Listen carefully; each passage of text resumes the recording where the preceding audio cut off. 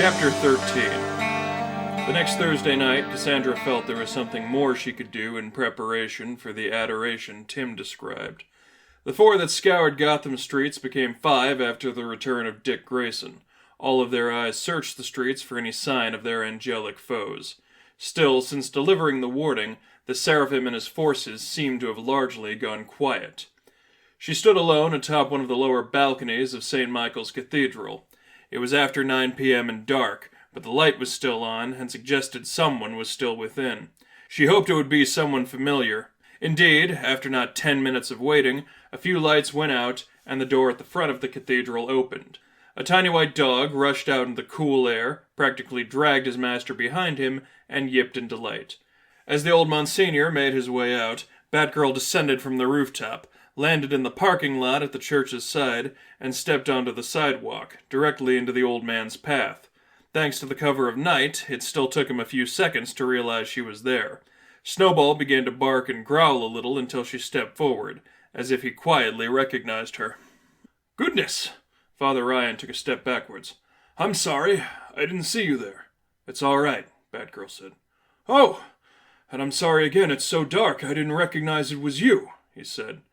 "I don't see all that well anyway, and in the dark. Well, did you just come out here to see me?" "Streets are quiet right now," she said. "And there are many of us. I had some time. Well, I'm happy to see you." He smiled as he spoke. Batgirl reached into one of the pouches on her belt and produced the rosary. "Came to see you.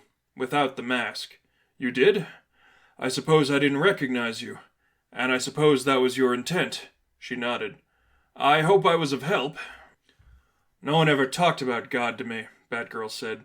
"You were the first." Now the Monsignor seemed intrigued. "Really? What about your parents? I mean, I can't see anything of you under that costume, but you surely can't be all that old. Not judging by your voice, at least. And that the word girl is in your title, isn't it?" "I'm young," she said. "Don't associate with my birth parents." "I'm very sorry." He sounded a little taken aback. "It's all right." The calm in her voice gave him assurance. "As I said, you were first. Wanted to thank you for that." "Have you had a chance to explore since we first spoke?" Monsignor Ryan asked. "I suppose you must have, if you came to thank me." "I like what you teach," she said. "And I like your teacher." She shook the rosary. "He was an extraordinary one, for sure," Monsignor Ryan said. "Well, I am pleased to hear you say that. I'd love to stick around and say more, but it's getting late.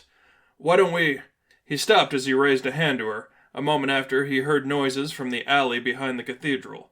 Both Batgirl and Monsignor Ryan turned toward the church, an audible clang coming from the other side. He sighed. "Oh dear." "What is it?" Batgirl asked. "No way to be sure from here. Maybe vandals, possibly thieves. It'd serve them right if I called the police, but unfortunately in a town like ours it might not exactly be the highest priority. I'd go back myself, but I'd be no good to my congregation if I was injured again. What if we went back?" Batgirl flashed an amused smile on the other side of her mask. The Monsignor chuckled a little before asking, "Are you serious?" "If you want." He paused and thought about it for a moment before he said, "Can you do it my way? It may well just be some teenagers letting off steam. I don't want this to turn violent. Hit back only if they hit first, and just enough to disable the situation, all right?" "All right." That was how Batgirl always tried to fight anyway, but there was something affirming in hearing someone else ask it of her. Father Ryan picked up Snowball and nodded to her. The two proceeded down the dark alley adjacent to the church. Another clang rang out as they made their way into the black, until the faint glow of a body rooting around in one of the church dumpsters came into focus. The priest spoke softly. Just someone desperate. I suppose we can just leave him be. He's not hurting anything." "No." Batgirl stepped forward.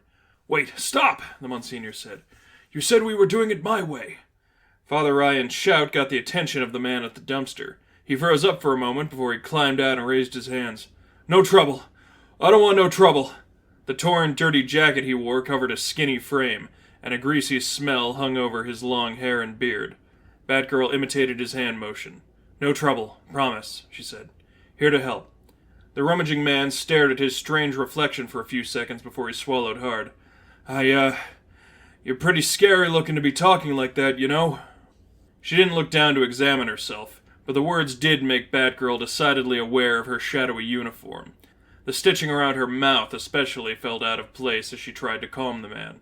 "From the church," Batgirl said. "Have anywhere to go?" The rummaging man scowled. "No. Obviously not. Why else would I be here?" Batgirl turned toward Monsignor Ryan. "Can you help?" The priest's face shifted into confusion. "What? No.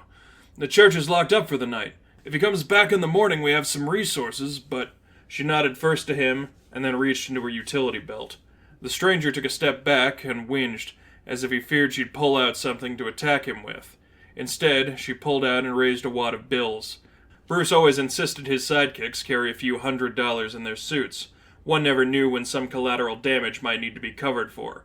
With slow steps, she approached. "Take this. Get a hotel. Come back in the morning." He looked back and forth between Batgirl's face and her proffered hand. Step by slow step, she closed the distance. When she arrived, he grabbed the bills from her hand and retreated backwards. After a few moments of counting and recounting, he looked upwards and said, Thank you." With an effort to keep her voice soft as she could, Batgirl asked, "Your name?" "Brian." "Come back tomorrow, Brian," she said. Thank you." He hesitated before he glanced toward the church a moment and said, "God bless." God bless. Cassandra had never said it before, and if she'd considered it a moment longer, she might have hesitated. She still didn't know how comfortable these matters made her. But in that moment, it was more about Brian's comfort than her own. That more than justified the choice. That was truly fine work," the priest spoke as he approached. "Would that I had so much money at the ready all the time." Under the mask, Batgirl frowned. "Such a big building. Isn't there lots inside? Shouldn't there be some ready? The cathedral has plenty of money, but that isn't mine," Father Ryan said. "I'm supposed to live with little. It teaches humility."